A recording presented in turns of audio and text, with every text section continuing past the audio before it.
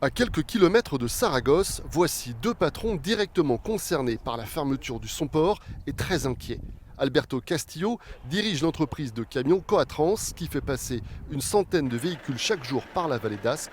Désormais, il devrait doubler le nombre de camions pour assurer la même activité vu le détour, tout en exigeant des contraintes insupportables pour ses chauffeurs. La situation est critique. 6 meses y más no es sostenible. Si ça dure 6 mois ou plus, ce n'est pas soutenable. Déjà, 3 mois, ça ne le serait pas. Mais on ferait un effort pour trouver des solutions. Mais dès le début de l'année prochaine, on aura de vraies difficultés pour résister. Jorge Palamo, lui, dirige le site de Tereos, à Saragosse, fabricant d'amidon de maïs. Il importe des milliers de tonnes de production du sud-ouest français et va faire face à une augmentation insoutenable de ses coûts de production. Concrètement, la répercussion économique sur nos transports sera de 250 à 300 000 euros par mois et on ne pourra pas le supporter.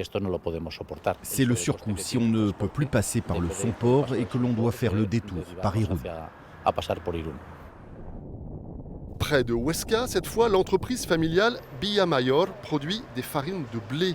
Mais depuis 10 jours, l'approvisionnement depuis la France est très difficile. On devait avoir ici un deuxième de camions français à ce moment-là et on a la moitié à peu près.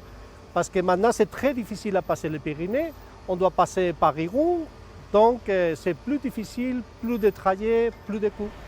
Luis Villamayor est le président de l'association qui rassemble les industriels du secteur de l'alimentation en Aragon. Pour lui, c'est clair, il faudra trouver d'autres alternatives si la route n'est pas ouverte rapidement. On a commencé par exemple à regarder les maïs ukrainiens depuis le port de Tarragona ou des solutions comme ça.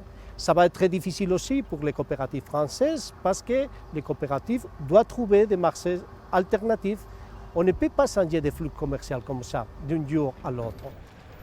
Pour ces industriels et transporteurs aragonais, la fermeture du passage par le Somport aura de graves conséquences sur les relations économiques avec la France.